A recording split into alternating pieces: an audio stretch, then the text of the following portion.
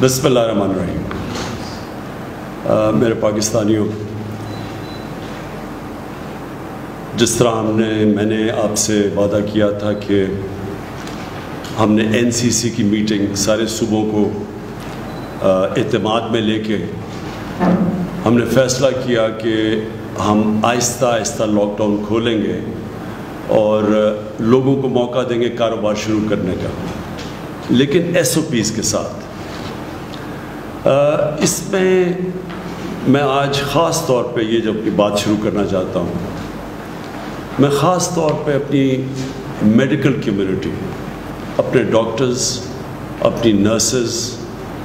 جو ہمارے سٹاف کام کرتا ہے ہاسپٹلز کے اندر، میں سب سے پہلے ان سے مخاطب ہونا چاہتا ہوں. کیونکہ جب ہم یہ فیصلہ کر رہے تھے لاک ڈاؤن کھولنے کا، تو مجھے پتہ تھا کہ جو ہمارے ڈاکٹرز، فرنٹ لائن ورکرز جو ہاسپٹلز میں کام کرتے ہیں، ان کے اوپر ان کو یہ فکر تھی کہ جیسے جیسے لاک ڈاؤن کھولیں گے تو پریشر بڑھے گا، زیادہ مریض ہاسپٹلز میں جائیں گے، اور جو اس وقت جہاد لڑ رہے ہیں دنیا کے اندر وہ ہیں میڈیکل ورکرز، ہمارے ڈاکٹرز، نرسز. تو ان کے اوپر پریشر پڑنا تھا، اور مجھے پتا تھا کہ ان کو فکر ہے، اور انہوں نے ڈاکٹرز کی ایسوسیشن نے اسٹیٹمنٹس بھی دی. تو میں اس لیے آپ سے مخاطب ہوں. میں آپ کو یہ یقین دلاتا ہوں کہ میری گورنمنٹ کو پوری طرح احساس ہے اس چیز کا کہ آپ کے اوپر کس طرح کے پریشر ہوں گے، گھر والوں کے، فیملیز کے، بچے ہیں سب کے. تو مجھے یہ پوری طرح احساس ہے، لیکن میں اس لیے چاہتا تھا کہ آپ سے شروع کروں بات کرنا، کیونکہ آپ کا یہ سمجھنا بڑا ضروری ہے کہ یہ جو سارا فنومنا ہے کرونا وائرس کا، اس سے ملک کیسے ٹیکل کرے. کیونکہ ایک ملک کا سربراہ میں بیٹھا ہوں، میری گورنمنٹ، ہمیں ایک طرف کرونا کی طرف دیکھنا ہوتا ہے، اور پھر اس کے سارے معاشرے پہ کیا اثرات ہوتے ہیں ہمیں وہ بھی دیکھنا پڑتا ہے. تو پہلی چیز میں آپ کو یہ کہنا چاہتا ہوں کہ اگر مجھے یہ کوئی یقین دلوا دیتا کہ 1 مہینہ آپ لاک ڈاؤن کریں یا 2 مہینہ لاک ڈاؤن کریں، چلے 3 مہینے بھی کر دیں اور اس کے بعد کرونا وائرس ختم ہو جائے گی،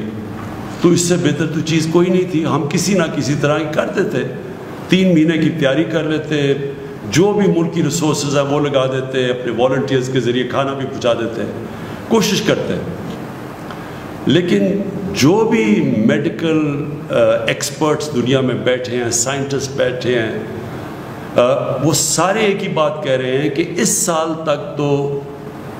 کوئی ویکسین نہیں نظر آ رہی. یعنی اگر ہم نے اس کا علاج کرنا ہے کرونا وائرس کا، تو ابھی تک تو کوئی علاج نہیں ہے. وہ تب علاج آئے گا جب ایک ویکسین نکلے گی،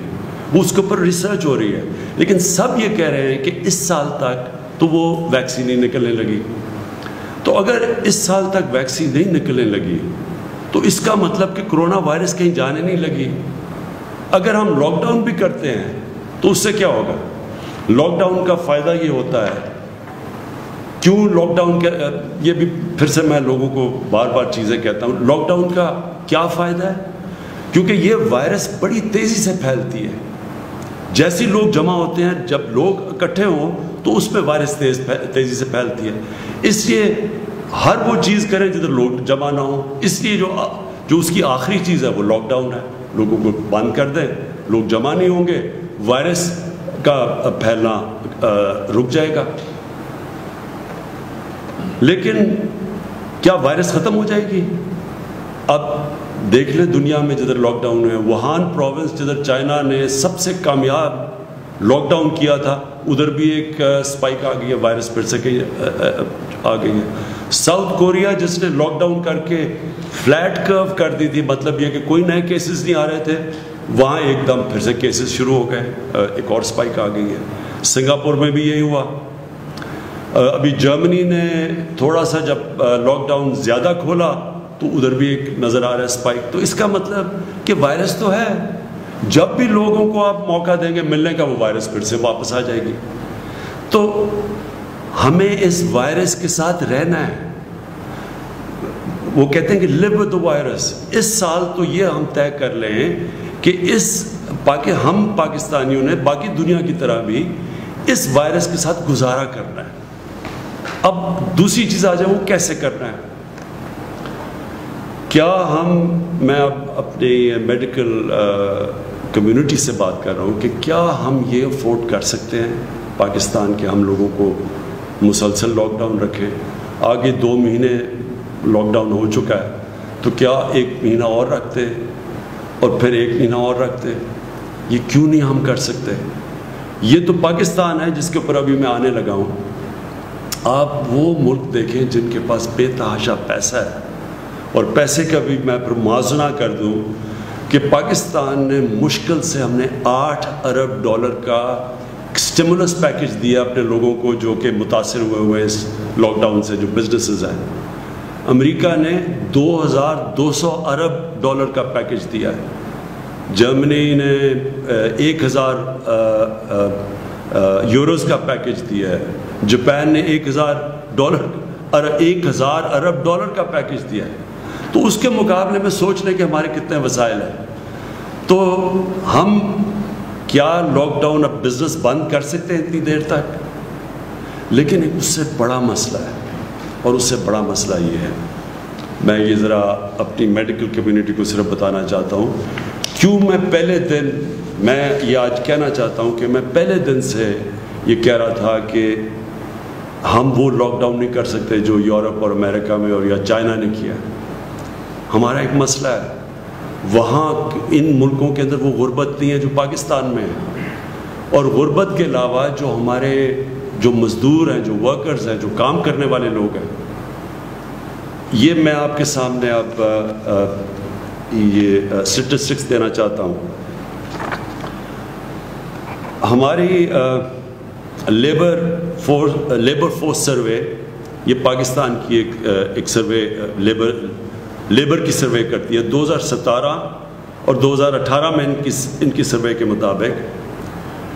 2.5 کروڑ وہ لوگ ہیں کام کرنے والے محنت کش لیبرز جو یا اپنی دن کی یا ہفتے کی تنخواہ کے اوپر ڈیپینڈ کرتے ہیں، یعنی وہ اپنے گھر والوں کا پیٹ پالنے کے لیے 2.5 کروڑ ایسے لیبر ہے، کام کرنے والے ہیں جو کہ یا دن کی کمائی کے اوپر گزارا کرتے ہیں، اپنے گھر والوں کا پیٹ پالتے ہیں، یا اپنے ہفتے کی کمائی سے کرتے ہیں۔ یہ وہ 2.5 کروڑ لوگ ہیں جب کہ ہم نے سب کچھ بند کیا، ان کا یہ سب کچھ بند کر کے یہ گھروں میں چلے گئے۔ یہ وہ لوگ ہیں کیونکہ جب آپ پورا لاک ڈاؤن کرتے ہیں تو یہ تو گئے، ان کے پاس تو کوئی اور ذریعہ معاش نہیں ہے۔ اب یہ اگر 2.5 کروڑ وہ مزدور ہیں، وہ کام کرنے والے ہیں جو کہ جب لاک ڈاؤن کیا تو ان کا سب کچھ ختم ہو گیا کیونکہ کمائی ختم ہو گئی، تو اس سے 15 کروڑ لوگ متاثر ہیں آج پاکستان میں۔ اگر گھر میں آپ ایک پورے گھر میں 6 کی بھی ایوریج لگا لیں تو سارے ملک میں اس وقت جو لوگ متاثر ہیں لاک ڈاؤن سے وہ 15 کروڑ ہیں۔ تو میں اپنی میڈیکل کمیونٹی سے پوچھتا ہوں کہ مجھے یہ بتائیں کہ ہم ان کا کیا کریں، کتنی دیر تک؟ ابھی ہم نے بڑی مشکلوں سے، اور ابھی یہاں ثانیہ آپ کو بتائیں گے کہ ہم نے کتنے ابھی تک وہ کام کر چکے ہیں جو ڈیولپ ملک نہیں کر سکے، جس طرح کہ ہم نے لوگوں تک پیسہ پہنچایا ہے جو احساس پروگرام کے ذریعے،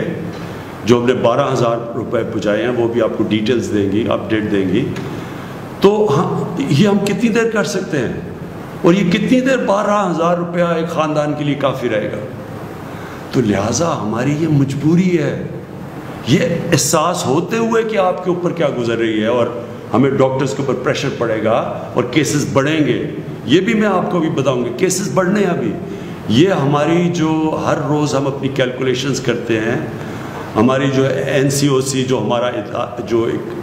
ایک ایسا، اللہ کا مجھے بڑا فخر ہے اپنے، ہم نے ایک ادارہ سیٹ اپ کیا جو سارے ملک سے، سارے صوبوں سے کوآرڈینیٹ کرتا ہے، جو ہر روز میڈیکل رپورٹس لیتا ہے، ڈاکٹرز ہمارے بیٹھے ہوئے جو اسیسمنٹ کرتے ہیں، انالیسس کرتے ہیں کہ ملک میں کرونا کی کدھر جا رہی ہے، کدھر بڑھ رہی ہے، کس طرح بڑھ رہی ہے، باہر سے کتنی ہے، ہوم گرون پاکستان میں وائرس کتنی پھیلتی جا رہی ہے، وہ پوری اسیس کرتی ہے، پھر ملک کا جائزہ لیتے ہیں، پھر باقی سارے ملک کے چیف سیکرٹری سے چیف منسٹر سے پوری کوآرڈینیشن کر کے ہم چل رہے ہیں، اور یہ بڑا کامیاب ادارہ ہے۔ میں اس کا بھی بتاؤں گا کہ ہماری اسیسمنٹس، ڈیلی اسیسمنٹس کیا ہیں، ہفتے کی کیا ہے، مہینے کی کیا ہے، لیکن ہمیں پتہ ہے کہ بڑھیں گی، ہمیں پتہ ہے کہ کرونا کے کیسز بڑھیں گے ابھی، لیکن ہمیں یہ بھی پتہ ہے کہ اگر ہم نے آج ان لوگوں کو روزگار نہ دینا شروع کیا تو ہمیں کرونا سے زیادہ یہ لوگ بھوک سے مرنے کا ہمیں زیادہ مسئلہ بنا ہوا ہے۔ مجھے ایز پرائم منسٹر 10 دفعہ سوچتا ہوں ہر روز کہ کس طرح گزارا کر رہے ہوں گے وہ لوگ، وہ سفید پوش لوگ کیسے گزارا کر رہے ہوں گے۔ تو اس لیے میں اپنی میڈیکل کمیونٹی سے یہ کہنا چاہتا ہوں کہ باقی لوگ تو اپنی شاید اکانومی کو بچا رہے ہوں، ہم تو اپنے لوگوں کو بھوک کے مرنے سے بچا رہے ہیں، ہماری مجبوری ہے کہ اب کھولیں۔ تو میں صرف آپ کو اب یہ اپڈیٹ دے دوں، اور تفصیل ابھی بعد میں آپ کو دیں گے۔ ہمارے ساتھ ڈاکٹر ظفر بھی بیٹھے ہیں، ڈاکٹر فیصل، جو ڈاکٹر ظفر آپ کو بتائیں گے کہ جو ڈاکٹرز کے لیے ہم کیا کر رہے ہیں، میڈیکل کمیونٹی کے لیے ہم کیا کر رہے ہیں، کیونکہ ہمیں پورا احساس ہے اور اس کے لیے پورا پروگرام بنائے وہ بتائیں گے۔ اور ڈاکٹر فیصل آپ کو بتائیں گے کہ جب ہم کانسنٹریٹ کر رہے ہیں اس کے اوپر، کرونا کے اوپر، تو باقی بھی پاکستان کے اندر بیماریاں ہیں، اور ان بیماریوں کا کیا ہو رہا ہے، کیونکہ ساری تو جب کانسنٹریشن ادھر لگی ہے کرونا کی طرف، تو اور بھی پاکستان کے اندر بیماریاں ہیں جن کا جو نگلیکٹ ہو رہی ہیں۔ بچوں کی ایمونائزیشن کیمپینز ہیں، جو بچوں کو ٹیکے لگاتے ہیں، وہ 50% کم ہو گئی ہیں۔ ہمارے پاس پولیو، ایک پاکستان 2 ملکوں میں ہے دنیا میں جدھر ابھی پولیو کی وائرس بھی ہے، اس کی ہم نے کیمپین کرنی، 2 کیمپین۔ ایک طرف ہم کرونا کا تو دیکھ رہے ہیں، لیکن باقی ملک بھی سنبھال رہے ہیں۔ میں صرف آپ کو یہ بتا دوں کہ یہ مجھے خوشی بھی ہے کہ ہماری گورنمنٹ نے پہلے دن سے جس طرح کرونا کے اوپر ہم نے سٹیپس اٹھائے، مجھے بڑا فخر ہے اس کے اوپر کہ اللہ کا شکر ہے پاکستان میں وہ چیزیں نہیں ہوئیں جو کہ باہر کی دنیا میں آپ دیکھ رہے ہیں۔ جس طرح کے مسئلے مسائل ڈیولپڈ ملک، امیر ملکوں کے اندر آئے، مجھے اللہ کا بڑا میں شکر ادا کرتا ہوں کہ ہم نے جو بھی سٹیپس اٹھائے اس کی وجہ سے ہمارے ملک میں حالات کنٹرول میں۔ ہماری پروجیکشن کیا تھی، میں نے جب آپ سے 24 اپریل کو آپ کے سامنے آیا تو ہماری پروجیکشن یہ تھی کہ 14 مئی تک پاکستان میں جو کیسز، کرونا کے کیسز جو انفیکٹڈ ہیں، جو پازیٹیو کیسز ہیں، وہ ہونے تھے 92,695، اور جو اموات ہونی تھی، جو فوتیاں ہونی تھی اس کی وجہ سے، کرونا کی وجہ سے، وہ 1,324 ہونی تھی۔ یہ ہماری 24 اپریل کو پروجیکشنز تھی، سوری 52,000 ہماری انفیکشنز ہونی تھی، اور جو اموات ہونی تھی وہ 1,324۔ اب 14 مئی جو ہم نے جو پرسوں گزری، اس میں ہمارے کیسز انفیکٹڈ کتنے ہیں؟ 35,700، اور ہماری فوتگیاں ہوئی ہیں 770۔ تو اللہ کا شکر ہے کہ ابھی تک جو پروجیکشنز تھیں، اور یہ دنیا کے سے موازنہ کیا جاتا ہے کہ دنیا میں جس طرح کرونا بڑھتی گئی یا جو پیک کرتی گئی اس کے مقابلے میں، تو اللہ کا شکر ہے کہ ابھی تک ہم پروجیکشن سے نیچے جا رہے ہیں، اور ہمارے ابھی بھی جو ہاسپٹلز ہیں ان میں جگہ ہیں، ہمارے پاس وہ پریشر نہیں پڑا جو کہ ہاسپٹلز پہ پڑنا چاہیے۔ لیکن میں یہ آپ کو کہہ دوں کہ یہ بڑھیں گے کیسز، یہ ہم مینٹلی پریپیئر رہیں، لیکن ہم جو ابھی تک ہماری پلاننگ ہے، ہم انشاءاللہ ہماری جون کے اینڈ تک ہماری جو ہاسپٹل فیسلٹیز ہیں، وہ اب تک ہم دیکھ رہے ہیں، وہ انشاءاللہ یہ اس کا یہ جو ہماری انفیکشنز ہوتی رہیں گی، اور اس کے مطابق جتنے لوگ ہاسپٹلز میں جائیں گے۔ اور آپ کو پھر سے میں یاد کرا دوں کہ کرونا جو وائرس کی جو ہم ایسٹیمیٹ کرتے ہیں کہ ہر 100 مریض میں سے، ہر 100 وہ لوگوں سے جن کو انفیکشن ہوتی ہے، ان میں سے صرف 4 یا 5 کو ہاسپٹل جانے کی ضرورت پڑتی ہے، تو ڈر یہ ہوتا ہے کہ جب اتنی زیادہ، جب 50,000 سے زیادہ جب کیس بڑھتے جائیں گے تو وہ لوگ جنہوں نے ہاسپٹل جانا ان کی بھی تعداد بڑھتی جائے گی، اور وہ پریشر پڑ جائے گا ہمارے ہاسپٹل کے انٹینسو کیئر کے اوپر. ہاسپٹل میں وہ جدھر وینٹیلیٹر کی ضرورت پڑتی ہے اور انٹینسو کیئر کی ضرورت پڑتی ہے. تو وہ بھی بعد میں آپ کو ڈاکٹر ظفر بتائیں گے کہ اس کے لیے ہم کیا کیا تیاریاں کر رہے ہیں، مسلسل اپنی کیپیسٹی بڑھانے کی کیا کیا کوششیں کر رہے ہیں. کیونکہ یہ جو انٹینسو کیئر ہوتا ہے، جس کا ایک بسترا جو انٹینسو کیئر کا ہوتا ہے، اس کے اوپر ایک کافی اسپیشلائز ٹریننگ کی ضرورت ہوتی ہے. ہر کوئی نرس جا کے وہ انٹینسو کیئر میں وہ ٹریٹمنٹ نہیں دے سکتا جو کہ صرف اسپیشلسٹ دینے ہوتے ہیں. تو اس کے لیے وہ آپ کو بتائیں گے وہ کیا کیا قدم اٹھا رہے ہیں.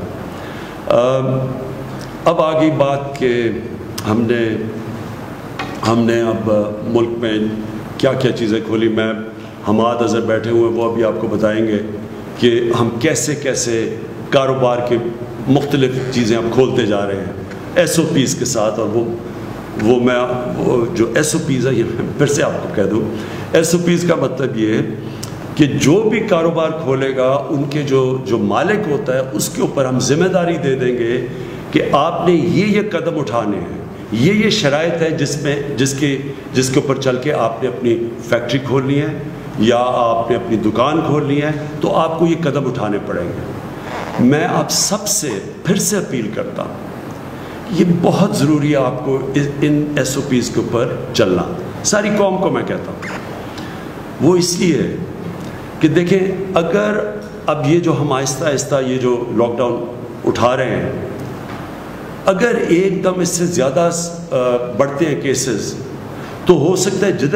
جن ایریاز میں کیسز بڑھتے ہیں ہمیں پھر سے ان کو لاک ڈاؤن کرنا پڑے. اگر ہم نے مثلا دیکھا کہ کہیں فیکٹری کے اندر کیسز بڑھ گئے ایک دم، تو فیکٹری کو بند کرنا پڑے گا. تو آپ سب کو، جو مالک ہیں فیکٹری کے، آپ کو نقصان ہوگا، آپ کے لیبر کو نقصان ہوگا. اسی طرح اگر ہم اب دکانیں کھول رہے ہیں تو میں سارے دکانداروں کو کہوں گا کہ اس کے اوپر جو ایس او پیز ہیں ان کے اوپر پلیز عمل کریں. آپ اپنے اوپر ڈسپلن کریں، ذمہ داری لیں، کیونکہ آپ جو ذمہ داری لیں گے وہ موقع دیں گے ہم سب کو کہ اس ملک کو آہستہ آہستہ کھولنے کا، تاکہ کاروبار شروع ہو، تاکہ لوگوں کو روزگار ملے. تو یہ جو آپ آگے ادھر سے ہم جب 2 ہفتے اور 1 مہینہ اور یہ جو بھی 1 سال ہمیں گزارنا پڑے گا کرونا وائرس کے ساتھ، تو اس میں بہت بڑا ذمہ داری ہوگی ہمارے اس قوم کے اوپر، شہریوں کے اوپر، کہ ہم کیسے اپنے اوپر ڈسپلن کرتے ہیں، ہم کیسے یہ ایس او پیز کے اوپر چلتے ہیں کہ ہم کرونا کا بھی بندوبست کرتے رہیں اور کرونا کو بھی تیزی سے پھیلنے سے روکتے رہیں، اور ساتھ ساتھ ہم جو اتنی بڑی، میں نے آپ کو بتایا ہے، جو لوگ متاثر ہیں اس سے، وہ تقریباً 15 کروڑ لوگ متاثر ہیں لاک ڈاؤن سے. تو وہ بھی ان کو بھی ہم نوکریاں ملتے رہیں، وہ بھی کام کرتے رہیں، کیونکہ کوئی بھی ہم 15 کروڑ لوگوں کا دھیان نہیں رکھ سکتے، ہمارے پاس وسائل ہی نہیں ہیں. وہ صرف تب ہوگا جب ان کو نوکریاں ملیں گی، اور وہ نوکریاں ملیں گی، کاروبار چلے گا. تو کاروبار جب ہم کھول رہے ہیں تو میں پھر سے بار بار آپ سے اپیل کرتا رہوں گا کہ آپ نے بڑی احتیاط کرنی ہے. ادھر میں جو ہمارے جو 10 لاکھ سے زیادہ ٹائیگر فورس بنی ہے، میں آپ سب ٹائیگر فورس کو، آپ کی سب سے بڑی ذمہ داری ہے، آپ کی اور بھی ذمہ داریاں ہیں، لیکن ایک سب بڑی ذمہ داری یہ ہے کہ پبلک کے اندر یہ ایک پوری کیمپین کریں، آگاہ کریں پبلک کو. آپ جا کے لوگوں کو ذمہ داری کا احساس دلوائیں کہ جب تک پبلک خود احتیاط نہیں کرے گی، کوئی گورنمنٹ کچھ نہیں کر سکتی. ہمارے پاس اتنی نہ پولیس ہے، نہ اتنے جیل ہیں، ہم زبردستی نہیں کر سکتے. یہ آپ کو پوری طرح اس کے اوپر عمل کرنا پڑے گا. جو میں 2 اور چیزیں کہنا چاہتا ہوں. ٹرانسپورٹ، ابھی تک ہمارے کئی صوبوں کے اندر یہ خدشہ ہے کہ اگر ٹرانسپورٹ کھولیں گے ڈسٹرکٹ میں، انٹر ڈسٹرکٹ کی ٹرانسپورٹ کھولیں گے تو وائرس زیادہ تیزی سے پھیل جائے گی. میں پھر سے، کیونکہ ہم سارا کنسنسس سے فیصلے کرتے ہیں، ہماری NCOC ہر روز ملتی ہے، اور پھر NCCs میں جدھر سارے وزیر اعلیٰ اور چیف سیکرٹریز ہوتے ہیں، ہم سب بیٹھ کے سارے فیصلے کنسنسس سے ہوتے ہیں. وہ جماعتیں ہیں جو اپوزیشن میں بھی ہیں، جو ہمارے ساتھ نہیں ہیں، ہم سب کو اپنے یعنی کوئی فیصلہ یہ نہیں کرتے کہ جدھر ہم یہ سمجھیں کہ کوئی ایک صوبہ نہیں مان رہا، تو کنسنسس سے فیصلے ہوتے ہیں۔ اس لیے ابھی تک پوری طرح ٹرانسپورٹ کے اوپر فیصلہ نہیں ہو سکا، کیونکہ ایک دو صوبوں کے یہ خدشات ہیں کہ اگر آپ کھولیں گے ٹرانسپورٹ تو یہ وائرس پھیل جائے گی۔ میرا اس کے اوپر یہ ہے کہ دیکھیں، ہم جو بھی قدم اٹھائیں پہلے یہ سوچیں کہ ہمارا جو سب سے غریب طبقہ ہے اس کی ہم مدد کیسے کر سکتے ہیں، کیونکہ اس کرونا وائرس میں جو آج سب سے مشکل میں ہے وہ ہمارا غریب طبقہ ہے۔ تو جو ٹرانسپورٹ ہے، جو پبلک ٹرانسپورٹ ہے، وہ تو ایک غریب آدمی کی ٹرانسپورٹ ہے۔ ہم تو ہماری طرح کے لوگ تو گاڑیوں میں پھر رہے ہیں ابھی بھی، ہم تو کہیں بھی جا سکتے ہیں اپنی گاڑیوں میں، لیکن ایک غریب آدمی، ایک مزدور، وہ تو جس کے پاس گاڑی نہیں ہے اس کے لیے تو پبلک ٹرانسپورٹ چاہیے۔ تو جب ہم پبلک ٹرانسپورٹ بند کرتے ہیں تو ہم یہ یاد رکھیں کہ ہم ایک غریب کی زندگی مشکل میں ڈال رہے ہیں۔ کئی دفعہ اس کو ٹرانسپورٹ چاہیے ہوتی ہے کام کرنے کے لیے، دیہاتوں کے لیے اس کو کہیں جانا ہوتا ہے، کہیں مزدوری کرنی ہوتی ہے، کہیں وہ فیکٹریوں پہ جا رہا ہوتا ہے، اب اور کنسٹرکشن سائٹ پہ جا رہا ہوتا ہے۔ تو جب ہم ٹرانسپورٹ بند کرتے ہیں، سمجھ جائیے کہ ہم سب سے زیادہ نقصان اپنے غریب آدمی کو پہنچا رہے ہیں۔ اس لیے میں پھر سے سب سے ریکویسٹ کرتا ہوں کہ پبلک ٹرانسپورٹ کھول دیں۔ اگر امریکہ جیسی جگہ جدھر 2,000 لوگ دن میں مر رہے ہیں، انہوں نے اپنی پبلک ٹرانسپورٹ نہیں بند کی، اگر یورپ جدھر یورپ کے اندر ایک دن کے اندر 800 لوگ، ابھی بھی 500 لوگ مر رہے ہیں، انہوں نے اپنی پبلک ٹرانسپورٹ بند نہیں کی، ایئر ٹریول بند نہیں کی، ہم نے کیوں یہ بند کر کے رکھ دی ہے؟ اور ہمیں پتہ ہونا چاہیے اس کا اثر پڑے گا، اس کی اکانومی پہ بھی اثر پڑ رہا ہے، لیکن سب سے زیادہ اس کی غریب آدمی پہ اثر پڑ رہا ہے۔ تو میں پھر سے آپ کو ریکویسٹ کروں گا کہ آپ یہ کھول دیں۔ میں آخر میں جو پہلے اپنی، پھر میں چاہوں گا کہ میری ٹیم آپ سے بات کر لے۔ جو آخر میں بات کرنا چاہتا ہوں کہ مزدوروں کے لیے جو مجھے سب سے زیادہ احساس ہے کہ ہمارے لوگ جو بے روزگار ہوئے ہیں، میرا جو پرائم منسٹر کا جو ریلیف فنڈ ہے، جس طرح میں نے پچھلی باری آپ کو بتایا، اس کا صرف اور صرف مقصد یہ ہے کہ جو لوگ ہماری ویب سائٹ کے اوپر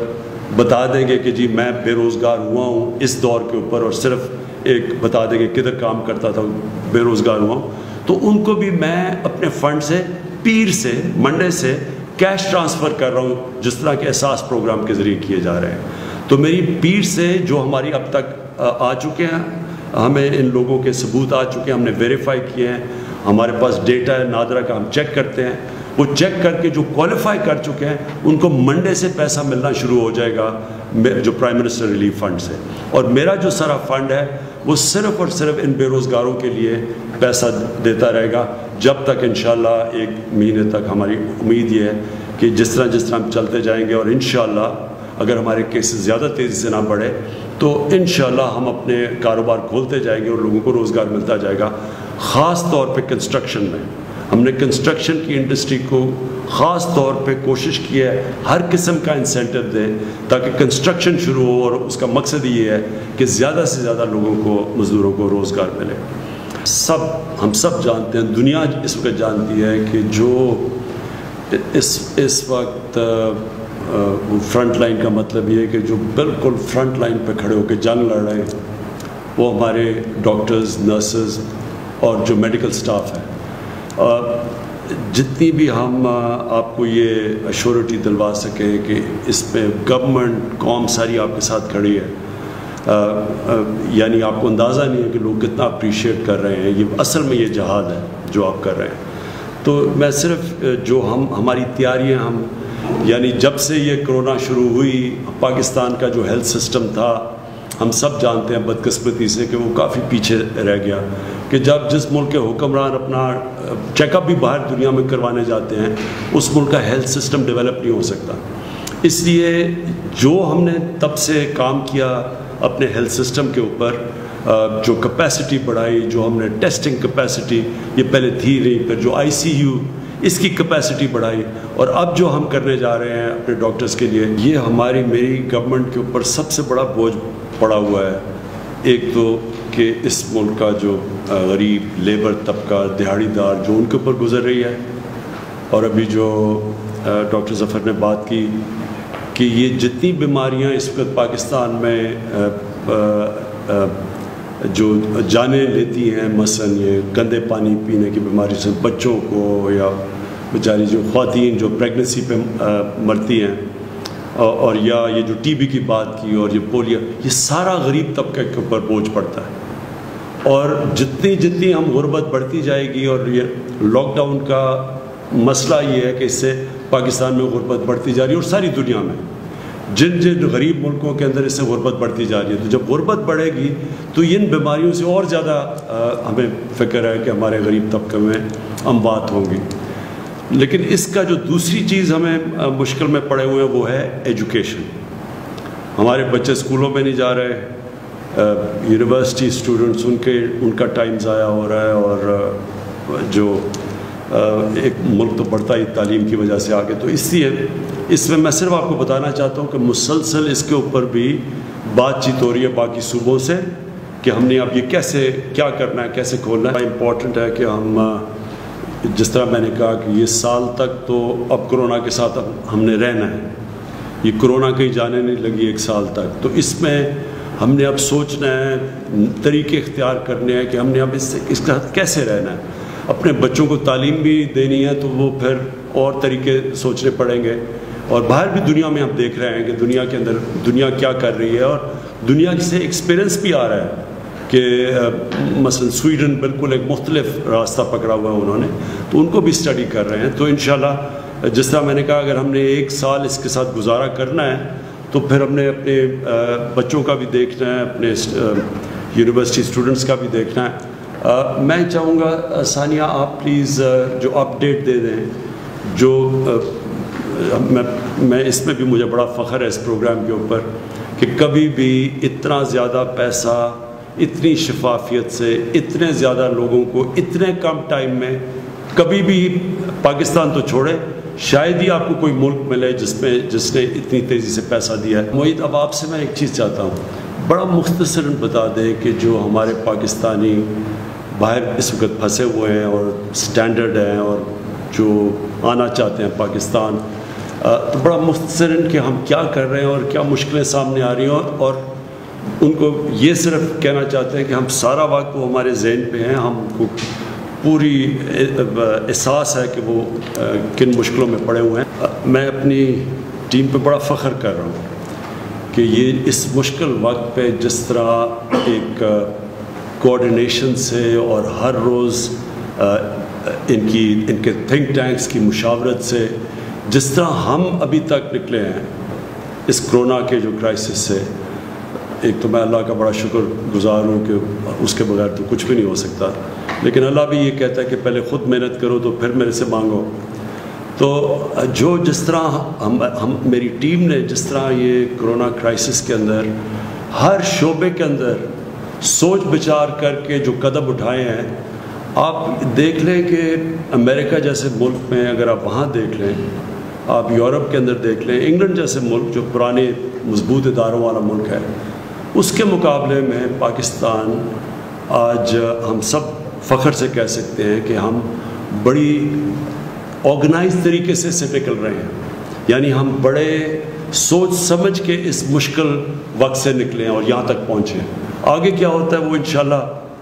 پوری کوشش کریں گے، اور اگر قوم نے میرا ساتھ دیا تو آپ دیکھیں گے کہ آگے بھی ہم نکل جائیں گے. لیکن اب تک جدھر پہنچے ہیں یہی بڑا کمال ہے کہ ہم نے اتنے زیادہ لوگوں کو بھی بتایا، تقریباً 80 لاکھ خاندانوں کو پیسہ پہنچا دیا اس مشکل وقت میں. اگر یہ پیسہ اگر ہمارے پاس اس طرح کی آرگنائزیشن نہ ہوتی جو احساس کی تھی تو آج کیا حالات ہونے تھے آپ اندازہ خود لگا سکتے ہیں کہ اگر دیہڑی دار بے روزگار ہو جاتا ہے تو اس کے گھر میں ہفتے کے بعد تو فاقہ ہوتا ہے. دوسری چیز جو مجھے بڑی خوشی ہے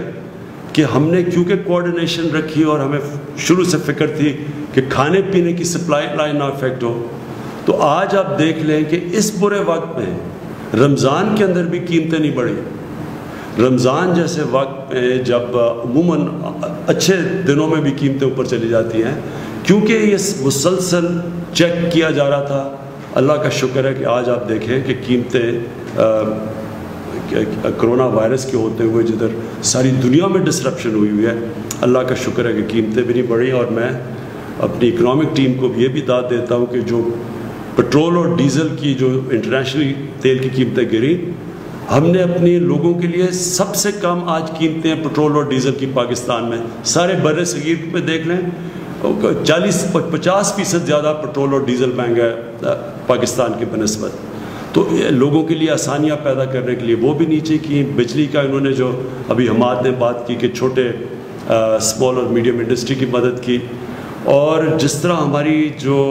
میڈیکل ایکسپرٹس انہوں نے جیسے جیسے ہمیں گائیڈ کیا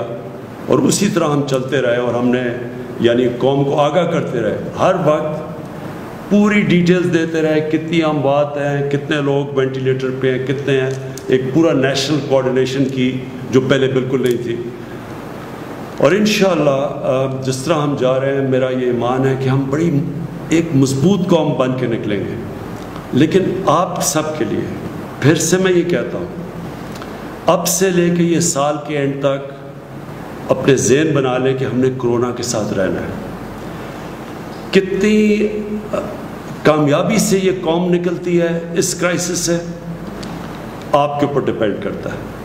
آپ جتنے ذمہ دار ہوں گے اس مشکل وقت میں، آپ جتنی احتیاط کریں گے. اور میں جو ٹائیگر فورس ہے، میں خاص طور پہ آپ کو کہنا چاہتا ہوں کہ آپ کو نکلنا چاہیے اور لوگوں کو احساس دلوانا چاہیے. پتہ ہے کہ کرونا جب لوگ جمع ہوں گے تو کرونا پھیلنے کے چانسز زیادہ ہیں. تو ہم اپنی ذہن حکمت استعمال کر سکتے ہیں. ہم ہر کام کر سکتے ہیں اگر ہم عقل سے کریں. اور کیونکہ ہمیں اس وائرس کے ساتھ رہنا ہے، کیونکہ ہمیں پتہ ہے کہ جب تک ایک ویکسین نہیں نکلتی اس وائرس نے یہیں رہنا ہے، اس لیے ہم جتنی احتیاط کریں گے ہم اپنے معاشرے کے لیے آسانیاں پیدا کریں گے. کیونکہ جب لاک ڈاؤن ہوتا ہے، اب میں نے شروع میں بھی آپ کو کہہ دیا، ہم غربت بڑھاتے ہیں اپنے معاشرے میں، ہم غریبوں کو اور نیچے دھکیل دیتے ہیں. تو اس لیے ہمارے اوپر ذمہ داری ہے کہ ہم ایک غریبوں کو بھی پروٹیکٹ کریں. دوسری چیز، جتنی ہم احتیاط کریں گے، ہمیں پتہ ہے، یہ بھی پتہ ہے کہ یہ بوڑھوں کو، بزرگوں کو یہ زیادہ افیکٹ کرتی ہے. ہمیں یہ بھی پتہ ہے کہ جو لوگ بیمار ہیں ان کو کرونا ہو جائے تو ان کی جان خطرے میں چلی جاتی ہے، یہ ہمیں پتہ ہے. تو لہٰذا ہم جو نوجوان ہیں وہ ذمہ داری لیں، وہ خود احتیاط کریں کہ ہمارے گھروں میں، ہمارا تو جوائنٹ فیملی سسٹم ہے، ہم تو ساری فیملی رہتی ہے. تو آپ کو خود دیکھنا چاہیے کہ احتیاط، کہ آپ کے گھر کے اندر جو بوڑھے، جو بزرگ ہیں اور جو بیمار ہیں، آپ کی ذمہ داری ہے ان کی حفاظت کرنا. اور حفاظت آپ کر سکتے ہیں احتیاط کر کے. اور آخر میں یہ جو عید آ رہی ہے، میں خاص طور پہ آپ سب سے کہنا چاہتا ہوں کہ یہ جس طرح ہم عید یہ قوم بناتی ہے اور ہمیشہ بناتی ہے، اور عید بڑا ایک فیملی کا اوکیزن ہوتا ہے، لوگ جمع ہوتے ہیں، یہ عید مختلف ہے. اس عید کو آپ نے یہ سوچنا ہے ذمہ داری لے کے کہ ہاں ہم نے عید بنانی ہے، لیکن وہ اس طرح کی عید نہیں بنانی جس طرح ہم عموماً بناتے ہیں. ہمیں دیکھنا پڑے گا کہ ہم اپنے ملک کی خدمت کریں گے کہ اگر ہم احتیاط کریں گے. اور پھر میں ختم کروں گا، جو ہمارے ڈاکٹرز اور جو ہماری نرسز ہیں جن کے اوپر سب سے زیادہ جو فرنٹ لائن پہ کھڑے ہیں، ہم ان کی بھی مدد کریں گے اگر ہم سب احتیاط کریں. شکریہ اور پاکستان پائندہ باد.